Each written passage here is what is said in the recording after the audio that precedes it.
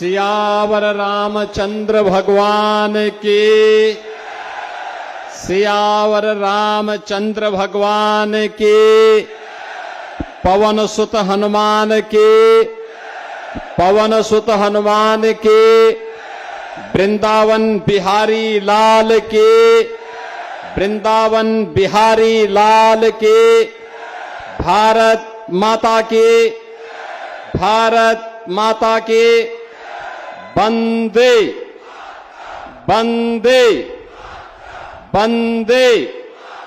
नमः पार्वती पतिये हर हर।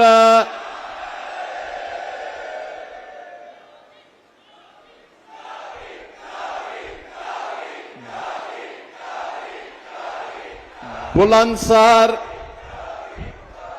विधानसभा और सिकंदराबाद विधानसभा क्षेत्र से जुड़ी भी विकास परियोजनाओं के लिए आयोजित आज के इस समारोह में मेरे साथ उपस्थित प्रदेश सरकार में मंत्रिमंडल के मेरे सहयोगी प्रभारी मंत्री बुलंदशहर श्री सुरेंद्र दिलेर जी, भारतीय जनता पार्टी के क्षेत्रीय अध्यक्ष श्री नवाब सिंह नागर जी, लोकप्रिय सांसद गौतम बुद्ध नगर डॉक्टर महेश शर्मा जी, लोकप्रिय सांसद बुलंदशहर डॉक्टर भोला सिंह जी, राज्यसभा के माननीय सांसद श्री सुरेंद्र सिंह नागर जी, जिला पंचायत अध्यक्ष बुलंदशहर डॉक्टर अंतुल देवतिया जी, माननीय विधायक सदर श्री प्रदीप चौधरी जी, माननीय विधायक सिकंदराबाद श्री लक्ष्मी राज सिंह जी, माननीय विधायकगण स्याना श्री देवेंद्र सिंह लोधी जी, माननीय विधायक खुर्जा श्रीमती मीनाक्षी सिंह जी, माननीय विधायक अनूपसर श्री संजय शर्मा जी, माननीय विधायक डिवाई श्री सीपी सिंह जी, भारतीय जनता पार्टी के जिलाध्यक्ष श्री विकास चौहान जी, जिला प्रभारी श्री बसंत त्यागी जी, विधान परिषद के माननीय सदस्य श्री नरेंद्र भाटी जी, श्री चंद शर्मा जी, भारतीय जनता पार्टी और सहयोगी दलों के हमारे सभी पदाधिकारीगण, भारी संख्या में आज के इस कार्यक्रम के साक्षी बन रहे बुलंदशहर, सिकंदराबाद और जनपद के विभिन्न विधानसभा क्षेत्रों से उपस्थित सभी मेरे बहनों और भाइयों, मैं सबसे पहले महाभारत कालीन इस पावन धरा को, जिसके पास अपनी विरासत भी है, विकास की प्रक्रिया के साथ भी बुलंदी के साथ जो आगे बढ़ रहा है और जो अपने उज्जवल भविष्य को भी एक नई बुलंदी तक पहुंचा रहा है, ऐसी पावन धरा बुलंदशहर जो वीर राजा अहिवरन की पुण्य भूमि है, कोटि कोटि नमन करते हुए मैं आप सबका हृदय से अभिनंदन करता हूं। बहनों और भाइयों, बुलंदशहर नए भारत के नए उत्तर प्रदेश में बुलंदशहर भी बदल चुका है। मुझे 2017 में विधानसभा चुनाव के दौरान जब मैं आया था, तब यहां पे भय और दहशत का माहौल मैं देख रहा था।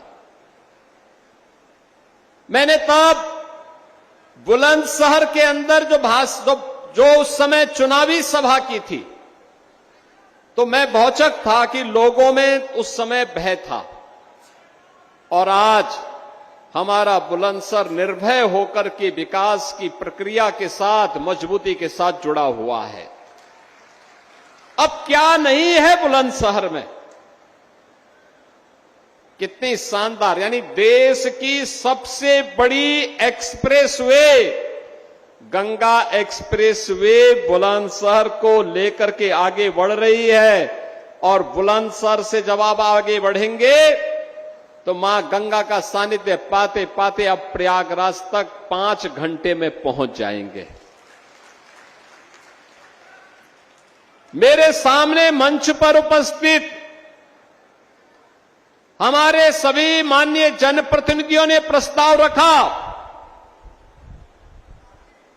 कि यह देश के सबसे बड़े एयरपोर्ट के साथ भी गंगा एक्सप्रेसवे को मिलाना चाहिए। हमने उसकी स्वीकृति भी दी और बुलंदशहर से लिंक एक्सप्रेसवे जेवर एयरपोर्ट को जोड़ने के लिए फिर मेरे पास यहां के माननीय विधायक और माननीय सांसदों ने कहा कि इसमें किसानों का मुआवजा बढ़ना चाहिए। हमने कहा वह भी स्वीकृत करेंगे। और मुझे आज बताते हुए प्रसन्नता है, हमारा अन्नदाता किसान भी खुशहाल है। कनेक्टिविटी जुड़ने से एक नए औद्योगिकीकरण के युग में हमारा बुलंदशहर जाएगा और रोजगार का सृजन भी होगा। बहनों और भाइयों, जेवर इंटरनेशनल एयरपोर्ट प्रारंभ हो चुका है। ये जेवर एयरपोर्ट पश्चिमी उत्तर प्रदेश की समृद्धि के साथ साथ भारत की समृद्धि का एक आधार बनने वाला है। देश का एक एयरपोर्ट जो लगभग 14,000 एकड़ लैंड में विकसित किया जा रहा है।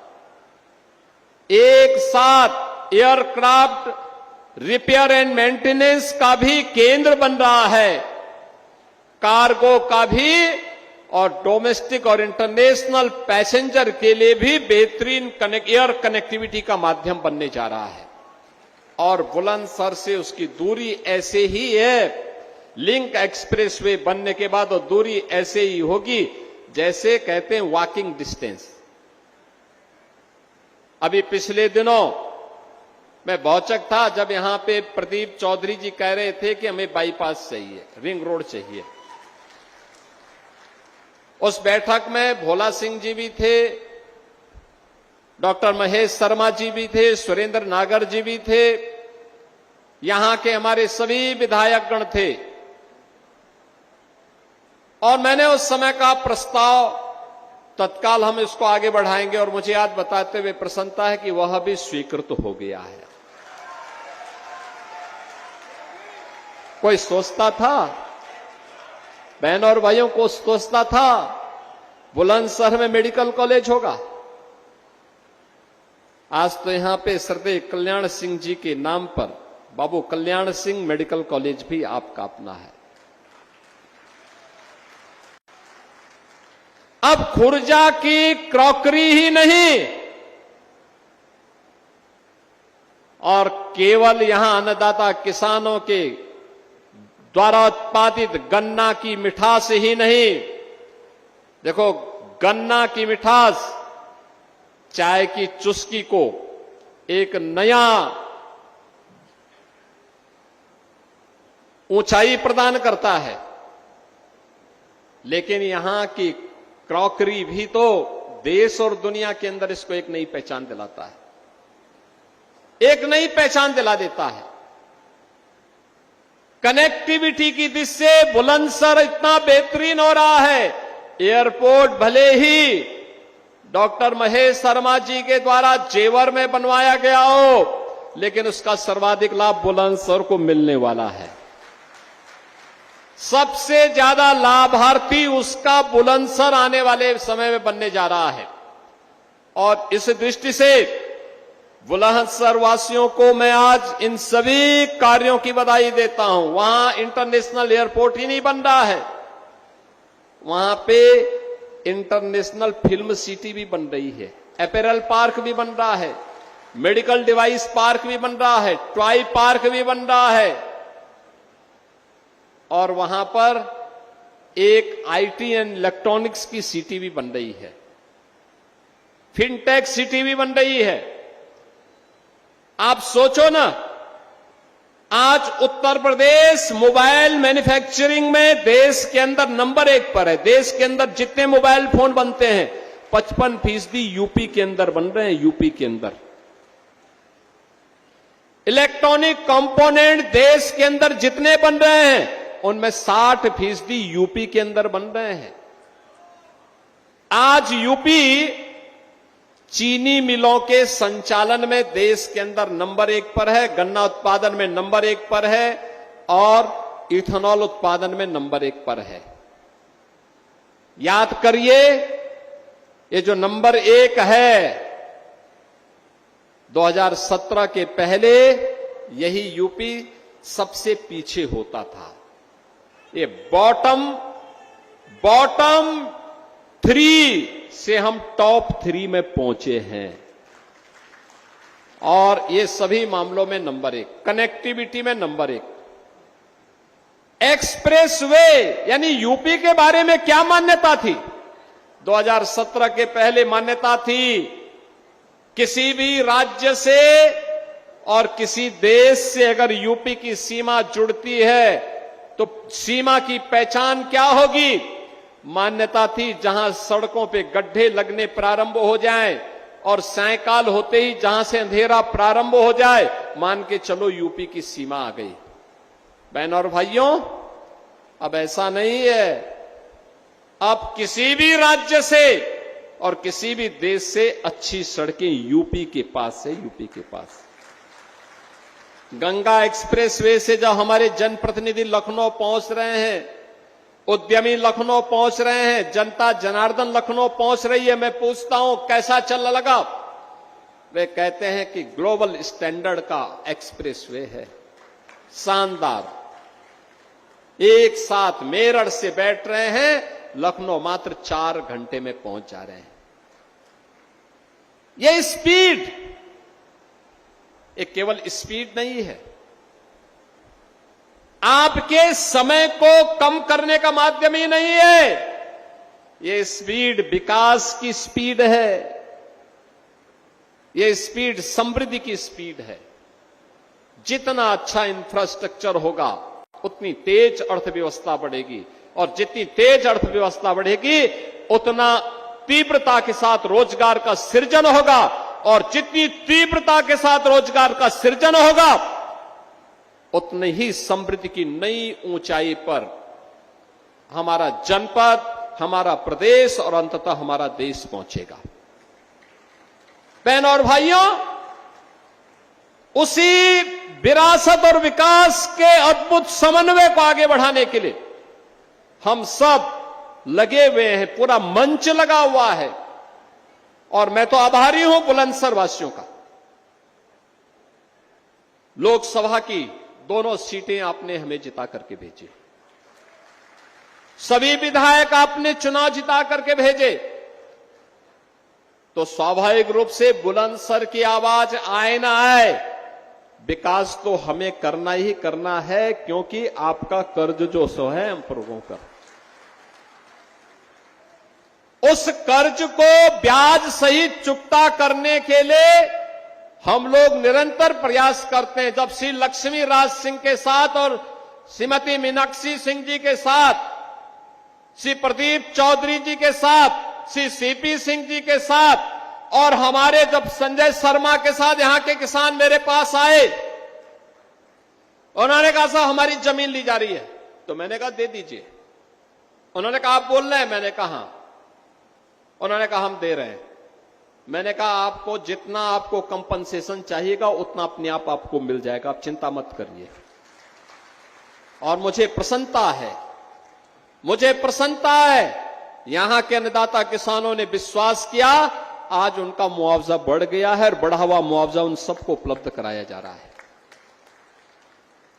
बहनों और भाइयों, आज जो विकास आपको दिखता है, आज आपको जो सुरक्षा दिखती है, आज जो खुर्जा की क्रॉकरी को वैश्विक पहचान मिली है, आज जो नौजवान को छात्रवृत्ति मिल रही है, नौजवान को नौकरी मिल रही है, बुलंदशहर में भी सरदे रज्जू भैया सैनिक विद्या मंदिर से आ रहा हूं, बुलंदशहर तो देश की सुरक्षा यानी देश को का पेट भरने के लिए अन्नदाता किसानों की मेहनत के साथ साथ देश की सुरक्षा के लिए सर्वाधिक सैनिक देने वाला जनपद है बुलंदशहर। जिस गांव में जाओ कोई न कोई पूर्व सैनिक मिलेगा, सैन्य अधिकारी मिलेंगे। तो ये तो जय जवान और जय किसान का भाव सार्थक होता है हमें बुलंदशहर के अंदर, ये दिखाई देता है। बहनों और भाइयों, ये सुरक्षा का माहौल, ये जो समृद्धि है, ये जो विरासत है, जो ये विकास है, क्या ये 17 के पहले संभव था? 17 के पहले कभी संभव नहीं था। मैंने बताया ना, 17 में जब मैं आया था तब क्या स्थिति थी यहां पे? भय था, दहशत था। उस समय की सरकार के कुछ मंत्री अपने आप में भय और दहशत के प्रतीक बने हुए थे। बुलंदशहर की गैंगरेप की घटना में समाजवादी पार्टी के मंत्रियों के किस प्रकार के शर्मनाक बयान आए थे।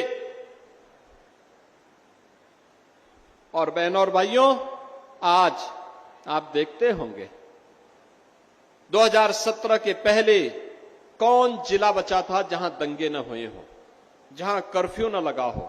मुजफ्फरनगर का दंगा हो, सहारनपुर का दंगा हो, मेरठ का दंगा हो, बुलंदशहर का दंगा हो, अलीगढ़ के दंगे हो, कौन जिला ऐसा बचा था जहां दंगे न हो? और कौन जनपद ऐसा बचा था जहां बेटी और व्यापारी सुरक्षित रही हो?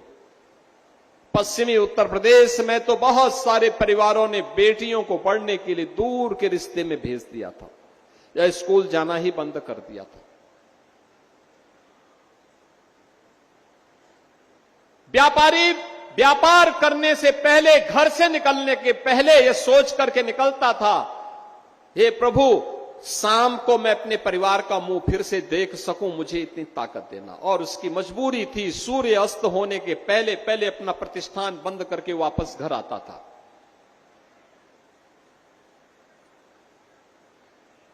बहनों और भाइयों, ये स्थिति थी यूपी के अंदर। हर जिले में एक माफिया, हर थाने में समाजवादी पार्टी का कोई गुंडा या उसका गुर्गा वसूली करता था। तहसीलें वसूली के अड्डे बने हुए थे।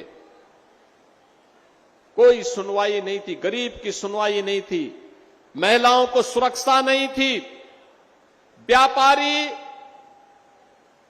परेशान था, नौजवान के रोजगार पर डकैती पड़ जाती थी, सिंडिकेट काम करते थे हर थाना क्षेत्र में, हर जनपद में माफिया की समानांतर सरकारें चलती थी। लेकिन अब मैं कह सकता हूं, हमारा उत्तर प्रदेश, हमारा बुलंदशहर, अब मैं कह सकता हूं, न कर्फ्यू है न दंगा है, अब बुलंदशहर चंगा है।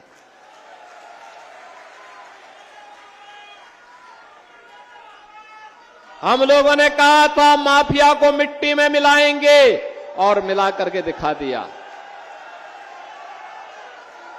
हम लोगों ने कहा था कि बेटी और व्यापारी की सुरक्षा पर किसी ने सेंध लगाई तो 2 ही जगह होंगे, या तो जेल होगी या जहन्नुम होगा, तीसरी जगह नहीं होगी।